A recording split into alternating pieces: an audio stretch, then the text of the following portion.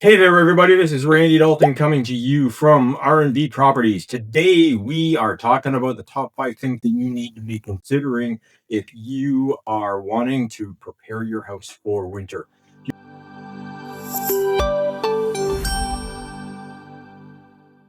So, starting off, counting down. So, this is number 5 on the list. I say this over and over and over again. Water is our enemy. We need to keep it away from the house. I want you to imagine for a second, I want you to imagine, a house, right? A roof, 4 walls, right? Floor. That's what you live in. Now, I want you to consider that you're going to build a house, no roof. No roof. What's going to happen? Every time it rains, water's coming in the house, right? Blankets, pillows, mattresses, all ruined, right? Every time it rains. Flooring damaged in a very short period of time. Trim ruined, drywall ruined, doors, moisture starting to warp and cause problems. They don't close properly anymore. It's crazy, right? It's disastrous. We put roofs on our house. We put roofs on our house because water is our enemy. Water is constantly trying to find a way to get into things, right? It not to get in, but it is always looking for its easiest path, and it is relentless. Now I want you to think about that house with a roof, right? And you've got eavestroughs. You've got eavestroughs to catch the water. Now I want you to imagine building it without those eavestroughs, right? Those roofs capturing a lot of water. There's a lot of square footage on your roof, right? Capturing a lot of water. No eaves trough. That water is running down the roof and then down onto the ground.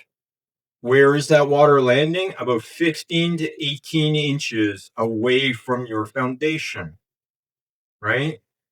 Remember, I said water is relentless. It's always looking for an easy path. It's gonna go into the soil. It's gonna travel. It's gonna hit concrete wall, and it's gonna go straight down, right? But it doesn't want to go straight down. It wants to find its own easier path. Over time, it's going to break down that concrete. Concrete block sooner, solid foundation longer, but it is going to happen. That moisture is going to get into the house. It might be water, it might be moisture, but it's going to get in. And when it gets in, it's going to cause problems. We need to stop that. So, of course, we build houses with eavestroughs. But what if your eavestroughs are full of stuff, full of crap, right? Over time, if you've got some asphalt shingles, over time, the small little stones are going to wear off and they're going to pile up inside that eavestrough. That creates a bit of a blockage. You've got leaves falling, right? Especially in fall, right? Right at this time of year. Those leaves are getting blown into the eavestrough. Those leaves are falling onto the roof, and rain is pushing them down into that eavestrough. That's creating a blockage. Now all of a sudden that water has comes into the eavestrough. It's got no place to go, so it's going to start overflowing that eavestrough. And where's it going to go? Straight down onto the ground, 15 to 18 inches away from your foundation. Your eavestrough is essentially no longer effective. One of the major things that you need to be doing every fall, get up there, clean out your eavestroughs, right? Clean out your eavestroughs.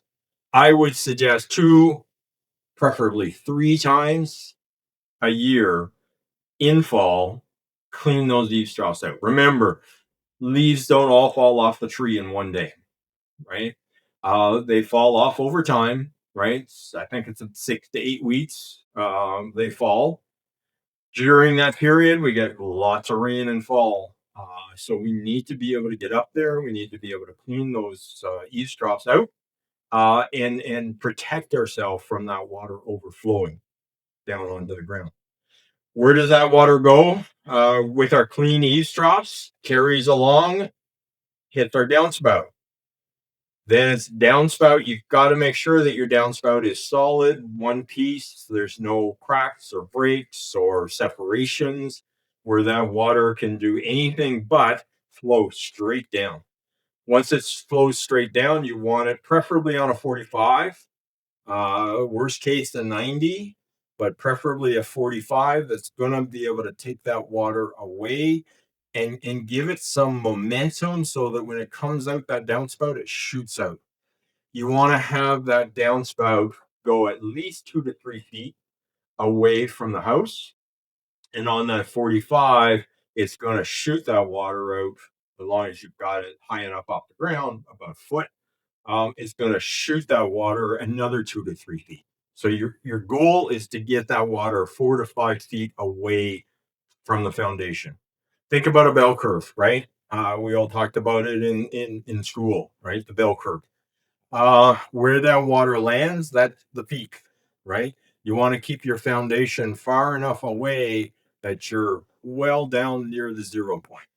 That is probably about 4 to 5 feet away. That's a good distance to have that water um, coming and away from your foundation in order to minimize the damage to your foundation. All right. One other thing to think about, I'm out in the country. I use rain barrels. Some of you might have investment properties that have rain barrels. Kudos to you if you do. I think they're fantastic. You have to think about your rain barrels because you're playing a balancing act, right? It rains in fall. You want to keep those rain barrels operational as long as possible to be able to collect that water so it doesn't cause problems. But on the other side of things, it's getting colder and colder and colder. You're going to watch your nighttime temperatures that they're not getting to a point where the hose is going to, and especially the adapters that the hose connects to, doesn't freeze and break, right? If that happens, you got bigger issues. You're talking about like $100 next spring to buy new rain barrels.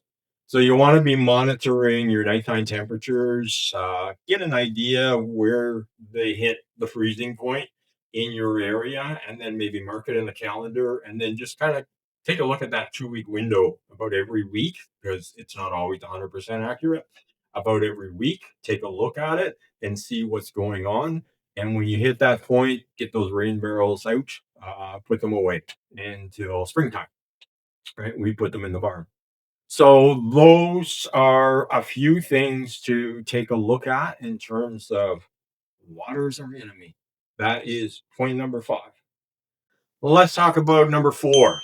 This is number 4 on the list. Tree limbs. Now is the perfect time. Talking about tree limbs very briefly, it happens to us. I don't know why, but more times it's the neighbor's tree than it is our tree. But uh, take a look at your trees and your neighbor trees in terms of limbs that, and remember they're on an angle, right? So they're maybe 10 feet out from the stump, from the trunk, but when they fall might be 50 feet out from the trunk. So you got to think about that, right? They're not necessarily falling this way, they're falling this way. So you want to take a look at that and see if there are limbs that could potentially, in a windstorm, fall onto your house. And most importantly, this is a perfect time to take a look at it.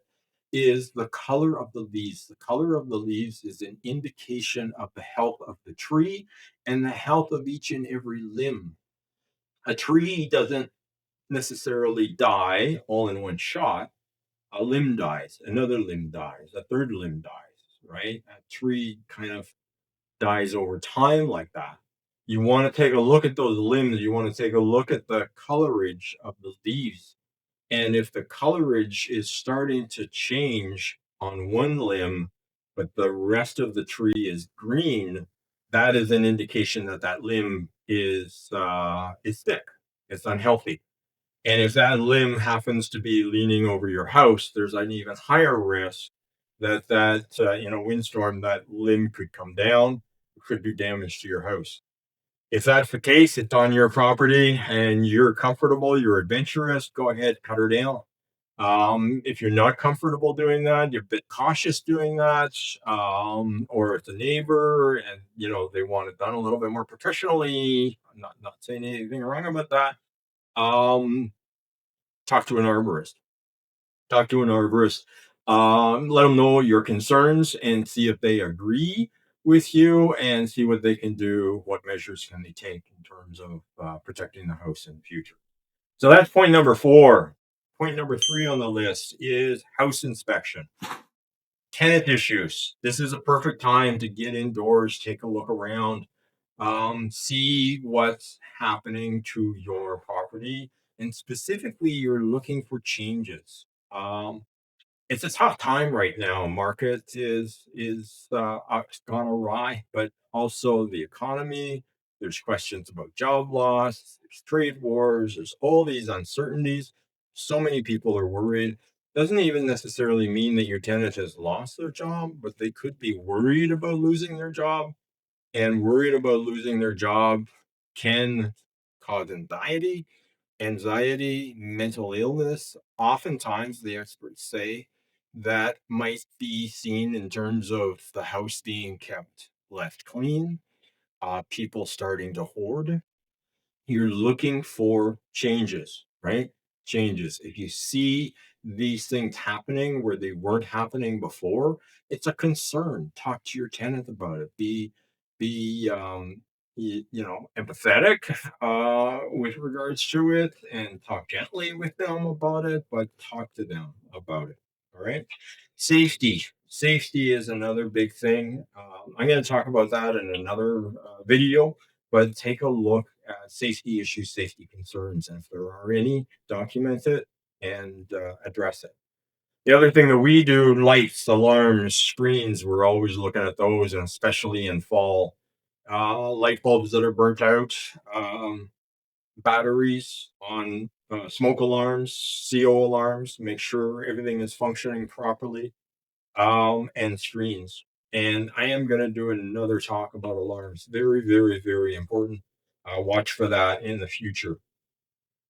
Point number two on the list is service your furnace. It is the perfect time. Your furnace is going to start doing extra duty for you in the coming months, especially as we head into winter. Don't wait for winter. This is the perfect time to service your furnace. Do a filter change. And in this, I always recommend, well, HVACs people recommend, cheaper is better, um, because you can do them frequently, right? Rather than spending 30, 40, $50 on a filter, if you can, um, Canadian Tire has a bunch that are like, 3 for 10. Uh, and those are better for you if you can swap them out like every month. You're not necessarily going to be going to the property every month, so make sure that you train your tenants on what needs to be done. Leave a bunch with them and tell them they got to change it out every month. The other thing is this is a time to you know clean your furnace, service it, make sure that it's fully functioning, ready to go. I'm very proud to announce that R&B Properties now has a licensed HVAC tech on staff. This is fantastic for R&B, and this individual is going to be dealing with all of our properties. If there are individuals out there that aren't necessarily on a PM contract with RV Properties, but you want to hire us to service your furnace, we can give you some very special pricing with regards to that. That's number two. The number one thing that you need to be dealing with right now. Number one, arrange for snow clearing. Now is the time. Actually, we're a little bit late. Should have been doing it in August and September. So if you haven't already, get on that right away. Make sure that you arrange properly for your snow clearance. One of the big things to look for, one of the biggest things to look for, general liability insurance. When you're hiring somebody to do your snow, you want to make sure that they've got general liability insurance. It's not a question of if somebody is going to slip and fall. It's a question of when, right? It's on the airwaves all the time with these lawyers, right? Slip and fall, come and talk to us. It's free, right? We don't make any money unless you make money, right? Um, it's not if, it's when it happens. You got to make sure that that company that you're dealing with has got the general liability insurance to cover their responsibility, right? Their liability with regards to clearing snow. I will say R&B Properties, we do have that general liability insurance, and we do provide that service to all of our clients with multifamilies. Um, if your vendor, and you really want to work with them, doesn't have general liability insurance, they're very hard to find. I will say that. Talk to your insurance agent. That's the best person. What's going to happen if there's a lawsuit, right? You want to make sure that you fully understand the risk that you're taking if you're hiring somebody that doesn't have that general liability insurance. Um, I know there's a lot of people out there, a lot of landlords, you're self-managing. You are getting your tenants to clear the snow. This is penny wise, pound foolish. Um, you're saving a few dollars today and you're potentially losing your biggest asset. It's the wrong thing to do. I've done videos on it, research it. You will find that you cannot have your tenant do snow clearing. They can stop doing it. They can slip and fall. They can sue you. Without a doubt, they're going to win. Right. I've done other videos on this. Go to YouTube, search my library to get more details on that. Definitely do not do it. Cannot overemphasize that. I will say R&B Properties does have some extra capacity right now in terms of being able to do snow clearing for those people who aren't on a property management contract. Understand if you are, we're already taking care of it. If you're not on a property management contract, reach out to us, right? Maybe we can help you. That's it. That's it. So that's the top five things. Now, I will say I want to do a couple of introductions. Number one, 2026 is going to be a really exciting year for R&B Properties. Really looking forward to 2026. We are going to be announcing a bunch of new services throughout the year. Really excited about it. It's going to be super beneficial for our clients and super beneficial for those people who want to consider becoming a client with R&B Properties. Huge stuff coming soon. And I do want to say as well, for those people, I haven't got into things in great detail. If anybody wants to do more of a deep dive with me, feel free to give me a call. Happy to talk to you at any time.